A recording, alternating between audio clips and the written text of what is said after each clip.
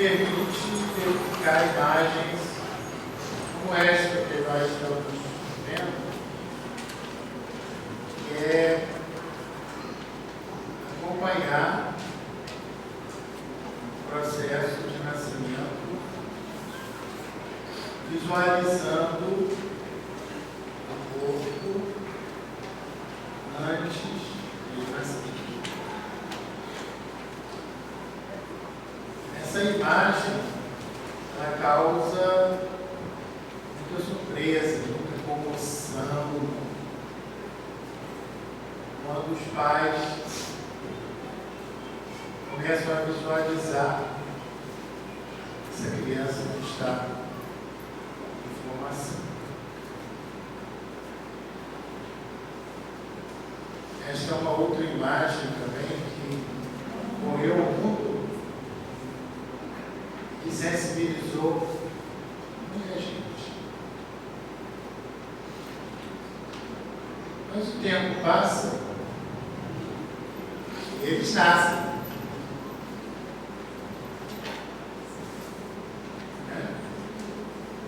Ainda bem, porque a ansiedade dos pais é muito grande.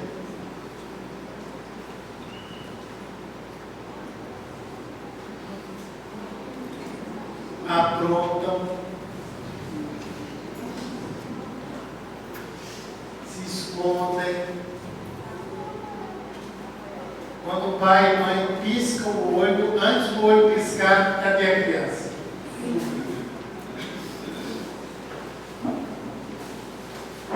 Sobe em todos os lugares, cai de todos os lugares.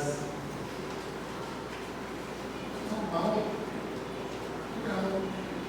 Aprendizado, experiência.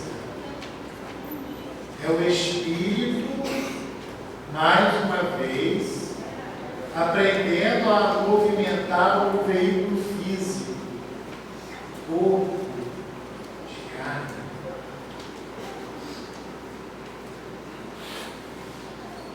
Quais são os princípios que constituem o universo? O elemento material e o elemento espiritual. Uma vez individualizado, o elemento material gera os corpos orgânicos e inorgânicos. E o elemento espiritual dá origem aos espíritos. Tem até uma figura que nos ajuda a compreender. É como se fosse a semente ou o germe representando o espírito, perisperma representando o perispírito e a casca representando o corpo físico. Mas acontece que a gente pode avançar um pouco mais.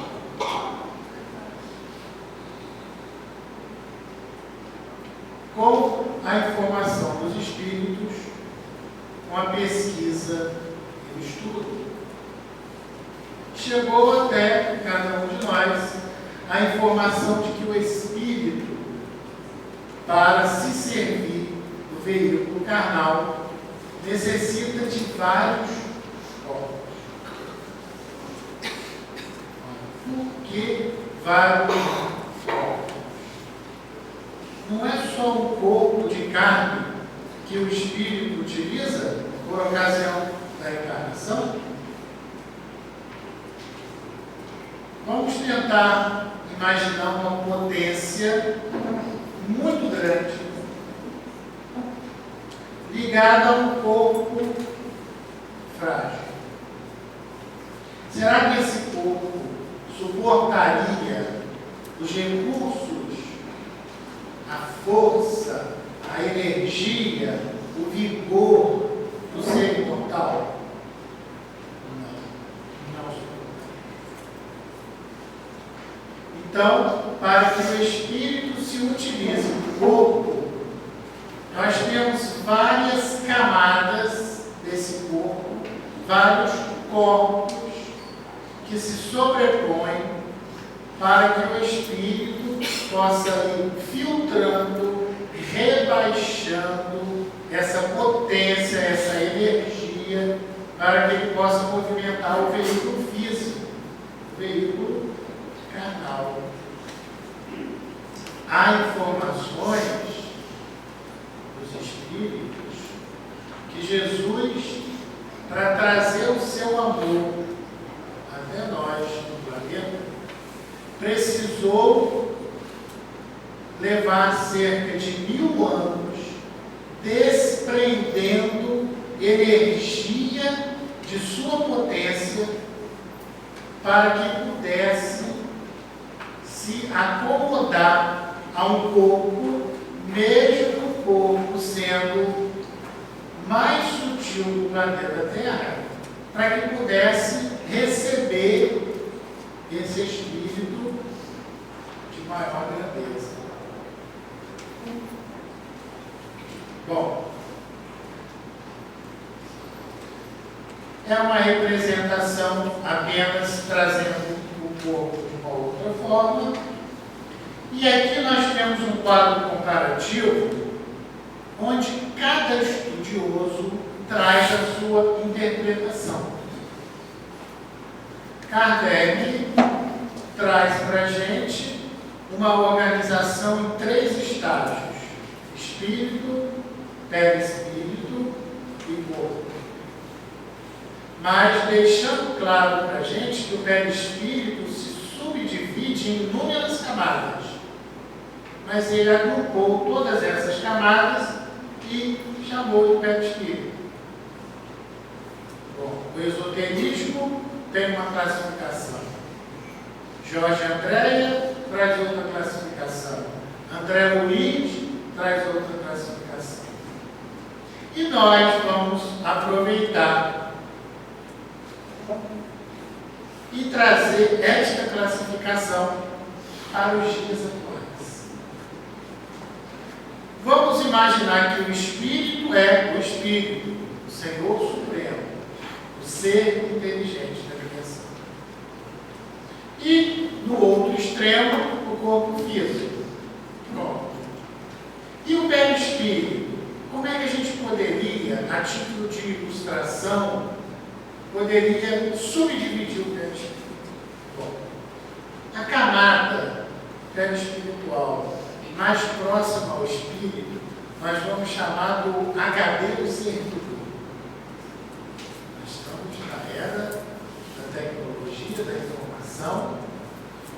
Quase todo mundo sabe o que é um computador, quase todo mundo sabe o que é um HD, que é onde todas as informações estão contidas.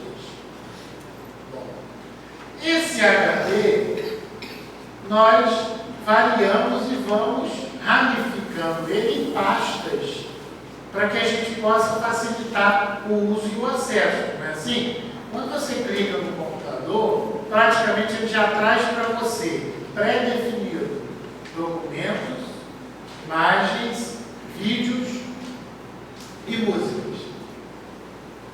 Essas pré-definições já vêm no computador. Então, estamos na camada mais próxima ao espírito, que vamos chamar de HD do servidor. Uma camada abaixo, vamos chamar a pasta da vontade, do desejo, da força.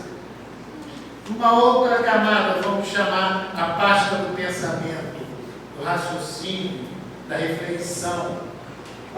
Numa outra camada, a pasta do modelo organizador biológico, onde estão as paixões, os vícios. Numa outra camada, a pasta energética, a usina de força, o duplo etérico ou duplo etérico, até chegarmos ao corpo físico. Ok? Feitas essas considerações, nós podemos agora verificar o que é que o Livro dos Espíritos nos convida a refletir, quando, na questão 367, pergunta-se o seguinte: o espírito, unindo-se ao corpo, identifica-se com a matéria?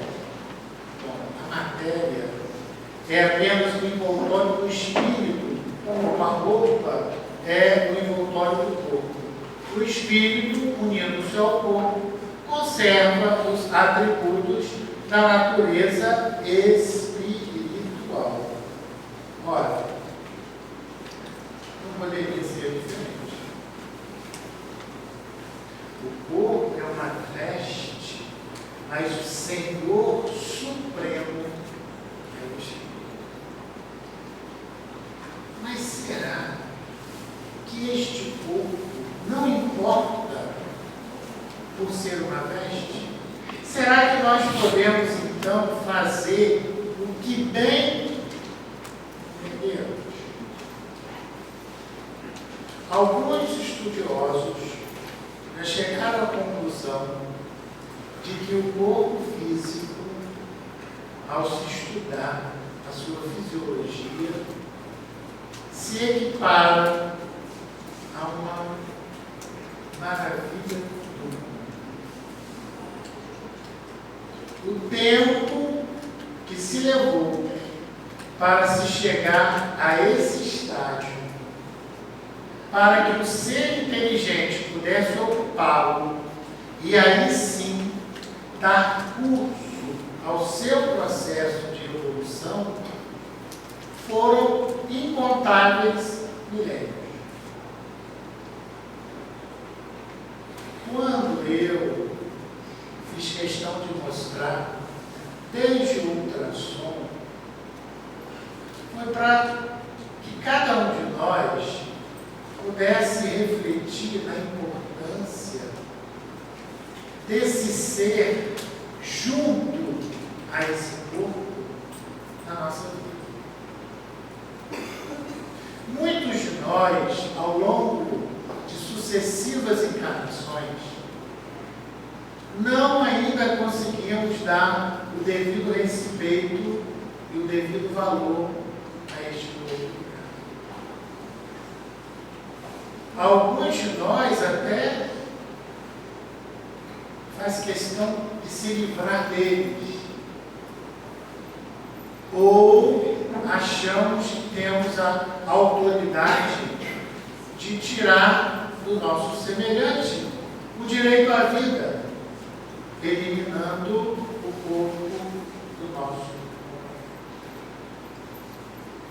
O direito de viver é o primeiro de todos, é o dever sagrado. Ninguém, no Código Divino, nos assevera os espíritos, ninguém tem o direito de tirar a vida dos seus semelhantes por motivo algum. Porque esse instrumento ele foi preparado para que o espírito pudesse estar aqui na Terra, dando cumprimento às suas obrigações, ao seu processo evolutivo, vencendo e superando a si próprio, interagindo para com os outros, nas suas diversidades totais, mas respeitando. Da mesma forma que um bom motorista de praça respeita e cuida muito bem do seu táxi.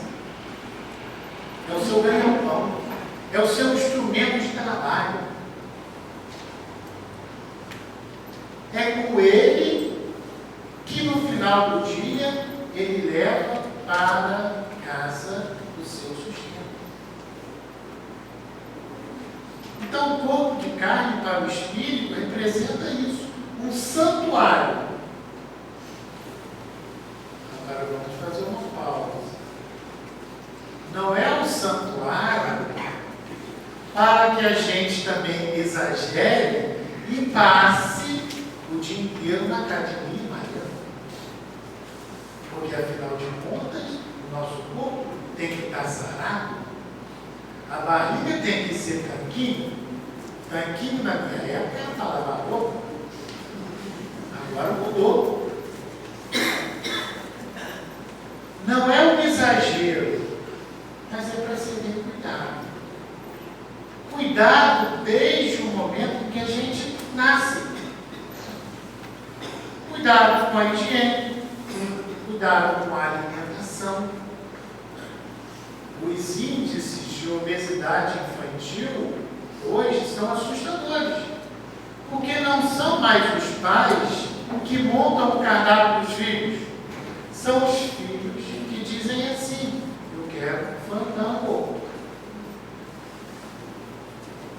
E papai e mamãe falam assim: tadinho, como fandango para ele? Então, precisamos refletir o que é que estamos fazendo na saúde dos corpos dos nossos filhos, para que eles tenham longevidade e saúde, para dar conta do compromisso que assumiram com a reencarnação. E às vezes a gente se distrai dessas obrigações. Achamos que o melhor é atender o pedido dos nossos filhos, achando desta forma que estamos colaborando para a felicidade deles. Mas quando eu submeto um ser que é meu dependente a algo nocivo, que é do meu conhecimento, eu também tenho compromisso.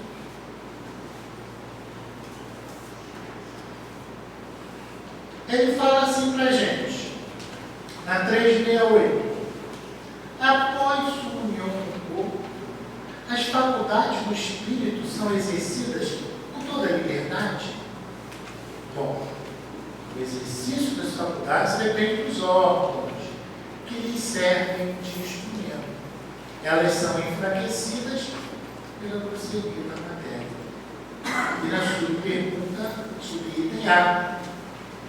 Assim sendo, o envoltório material seria então um obstáculo à livre manifestação das faculdades do espírito? E como um vidro opaco se opõe à livre emissão da luz? Sim, e muito opaco. Interessante, né? A grosseria da matéria enfraquece o exercício das faculdades do espírito. O corpo reduz a liberdade dos movimentos da alma. É verdade. Por isso que muitas vezes o espírito fica ansiando o momento do repouso físico para poder dar uma fugidinha, deixar o corpo ali descansando para poder ter parte da sua liberdade resgatada. Porque o próprio vínculo ao corpo de carne impõe limites que o espírito precisa aprender a lidar com essas limitações.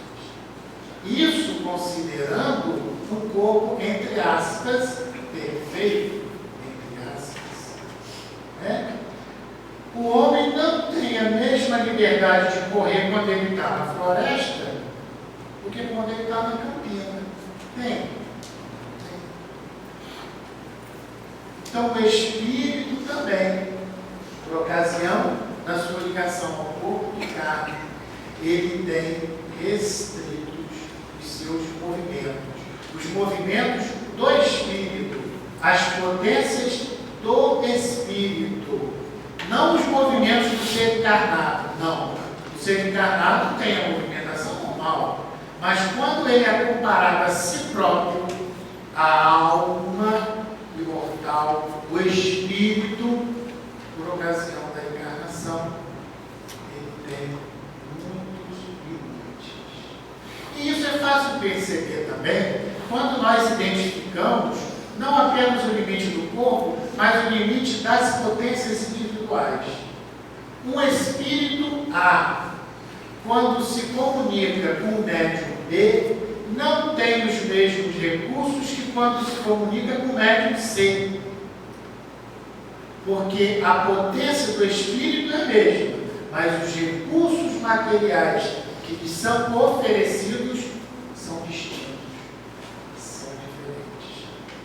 E às vezes as pessoas se surpreendem quando verificam uma comunicação do espírito A através de um médium e acompanham a mesma comunicação através de um outro médium. E aí elas ficam assim: qual dos dois está enganado? Qual dos dois se equivocou? Às vezes, um dos dois. Simplesmente, a característica do corpo mediúnico é diferente. E o espírito se manifesta de acordo com as ferramentas que lhe são oferecidas. Ora, um bom musicista com um instrumento de péssima qualidade vai ter muita dificuldade para extrair um bom som. No entanto, você oferece um excelente piano de caudas a um bom pianista, é só fechar os olhos e se deleitar. Porque ele vai ter à sua disposição todo um ferramental para que ele possa, aí sim, colocar para fora toda a sua energia, todo o seu vigor, todo o seu conhecimento, toda a sua potência. Porque o instrumento não irá promover o princípio. E existe uma outra coisa muito interessante, que é o esforço gigantesco e assistência dos bons espíritos, que ajuda muito. Ajuda muito. Às vezes, nós verificamos pessoas com fragilidade orgânica, mas pessoas tão bondosas, tão generosas, tão compreensivas, que elas superam os seus limites e às vezes as outras pessoas que acompanham esse movimento se surpreendem. Gente, como é que fulano, tão franzino, tão fraquinho, tão enfermo, consegue fazer tanta coisa? Eu que não tenho nada, não consigo fazer quase nada. Quem é que comanda o meu movimento? Sou eu. Eu, Espírito. Através da vontade. Que vontade tenho eu? De fazer o quê? Divaldo relata uma história do Espírito Benedita Fernandes, a nossa querida nega velha, que por ocasião da sua última encarnação, na casa de assistência fraterna que ela comandava, havia um trabalhador idoso com uma enfermidade severa e que ele sentia já no final dos seus dias muitas dores, mas ele havia se comprometido a terminar o encanamento do esgoto da instituição espírita. Mas ele já não conseguia mais trabalhar de tanta dor.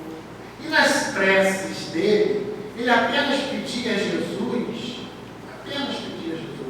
que aliviasse um pouco aquela dor, para que ele pudesse terminar a obra antes da desencarnação, porque ele sabia que a desencarnação é uma questão de tempo apenas.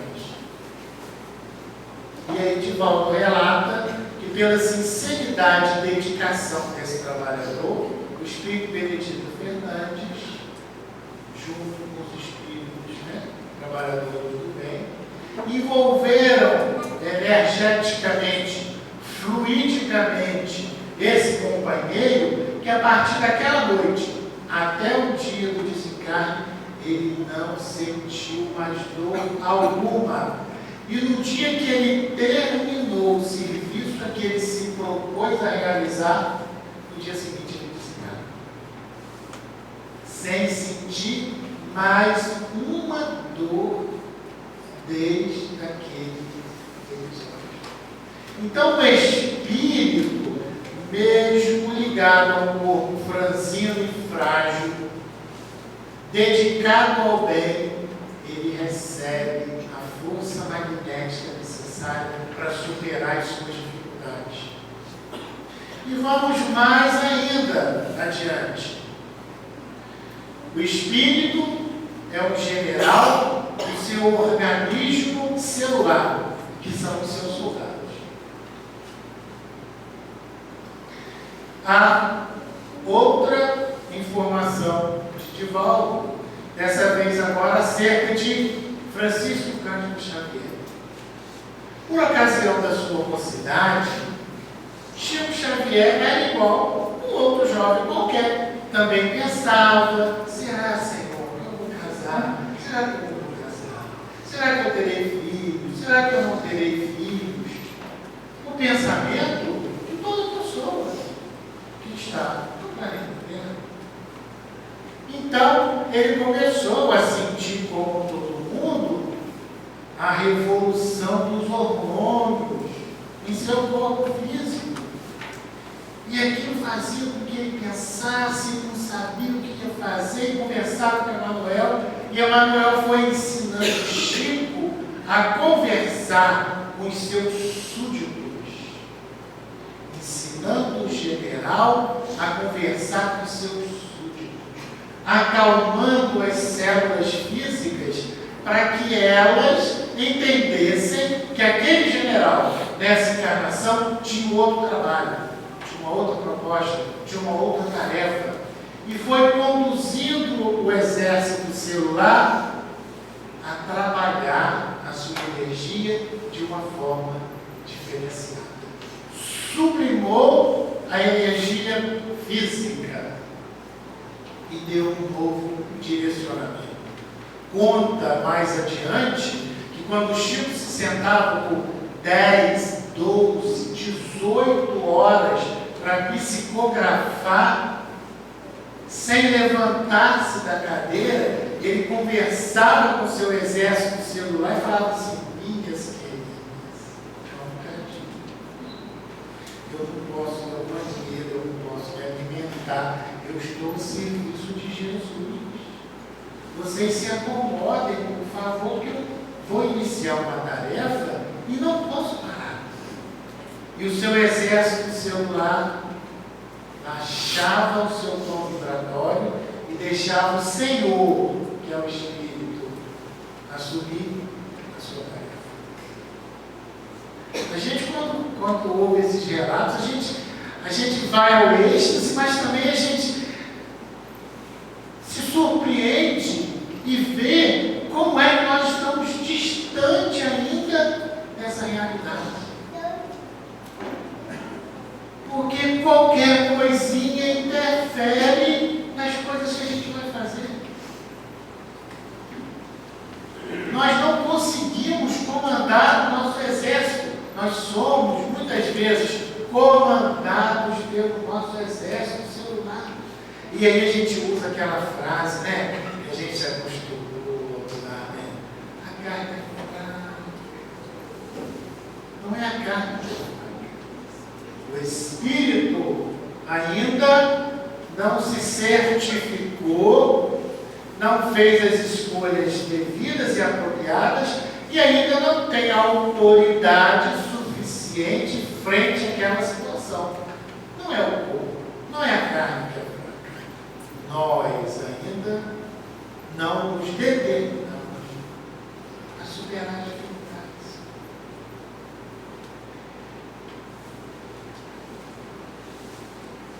Na questão 369, ele fala assim: o livre exercício das faculdades da alma está subordinado ao desenvolvimento dos órgãos. Os órgãos são os instrumentos da manifestação das faculdades da alma. Esta manifestação está subordinada ao desenvolvimento e ao grau de perfeição desses mesmos órgãos, como a excelência de um trabalho, a excelência da ferramenta. É o que nós também acabamos de conversar. E na questão 370, da influência dos órgãos, pode-se deduzir que haja uma relação entre o desenvolvimento dos órgãos cerebrais e o das faculdades morais e intelectuais? Não confundais o efeito com a causa. O Espírito sempre dispõe de faculdades que lhe são próprias. Ora, não são os órgãos que dão as faculdades, mas as faculdades que impulsionam o desenvolvimento dos órgãos. O Evangelho segundo o Espiritismo, no capítulo 9, item 10, tem uma comunicação de Hahnemann, que ele diz o seguinte: um homem com tendência à cólera quase sempre se desculpa por seu temperamento. Um espírito pacífico, mesmo em um corpo que se irrita com facilidade, será sempre pacífico.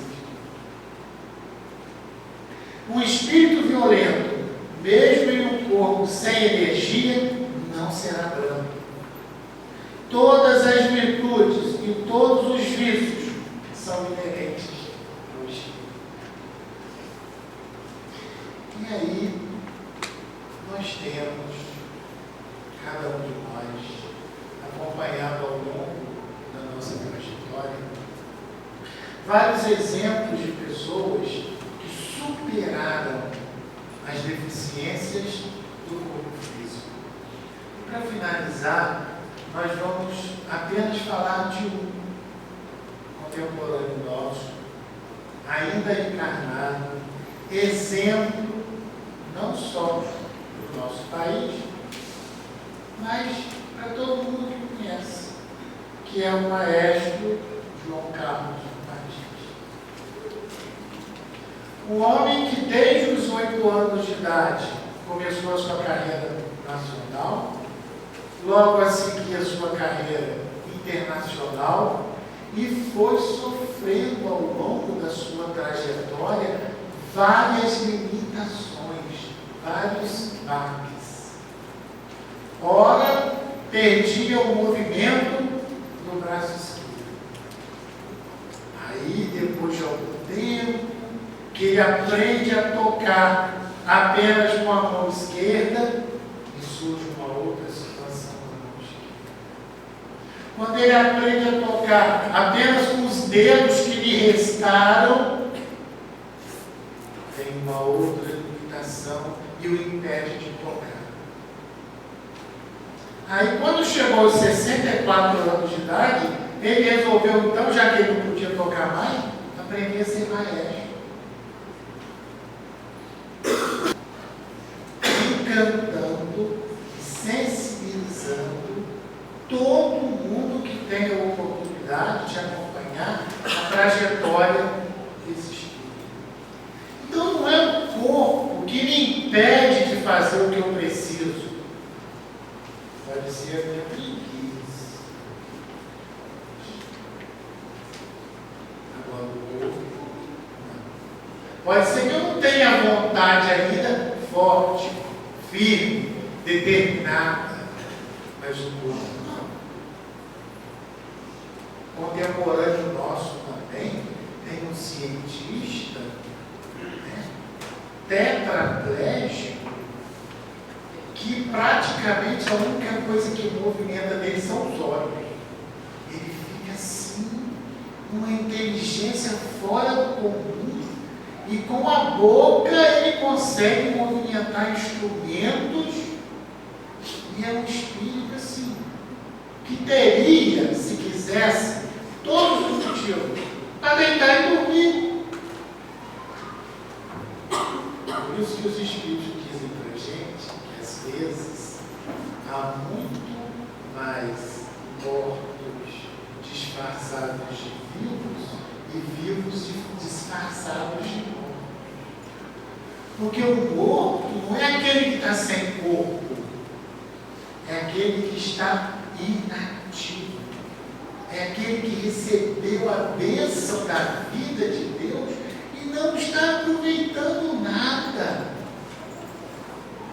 Porque a única coisa que ele sabe fazer é reclamar, é chorar, é se lamentar. Mas se lamentar de quê? Ah, Maurício, é porque você não sabe a luta que é a minha vida.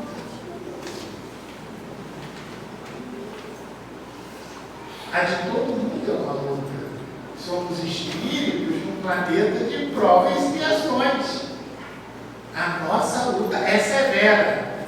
Porém, nenhum de nós reencarna sem a estrutura necessária para dar conta da sua luta. O problema é que, como nós somos assim, sempre achamos tudo pouco, né? Nós achamos que os nossos problemas são pouco também. Aí a gente vai arrumando mais no caminho. São os tormentos voluntários. Situações que nós nos submetemos sem a menor necessidade, e aí parece que a caminhada vai ficando mais pesada, mais árdua, mais difícil. Mas não foi o Senhor que fez nada disso, não. E pelo contrário. Ele direcionou tudo que a gente precisava. Mas a gente achava pouco. E a gente foi, arrumou mais um pouquinho de problema. Então a nossa reflexão de hoje, ela passa por questões que envolvem aborto, assassinato, exposição de riscos desnecessários, alimentação, atividade física. E aí, a outra parte, que influencia sobremaneira, mas que nós não aprendemos ainda a fazer uma correlação, que são os nossos pensamentos, os nossos sentimentos, o respeito, a gratidão, a maneira que escolhemos viver. Porque a escolha é individual. Cada um de nós escolhe como quer viver. Então, nesta tarde, o que fica para nós é a necessidade de repensar sobre os corpos que temos utilizado nas sucessivas encarnações, sobre a utilização devida ou indevida desses corpos, sobre os vícios de todas as naturezas, o vício da preguiça, o vício da inveja, o vício da maledicência, o vício da fofoca. São energias que não são muito observadas por nós, mas que causam um transtorno orgânico imenso. Estudiosos do plano espiritual vez por outra dão uma colinha para a gente, dizendo que nós, a maioria da população já hipertensa do planeta, somos aqueles que temos dificuldade de perdoar. Armazenamos muito ódio, muita mágoa, muito ressentimento, e vamos, no nosso sistema circulatório, impedindo o livre fluxo pela corrente sanguínea das energias salutares. Mas aí, quando alguém fala com a gente de perdão, a gente fala assim: não, mas eu tenho um coração muito bom. Eu não guardo nada de ninguém. Eu não ouvi.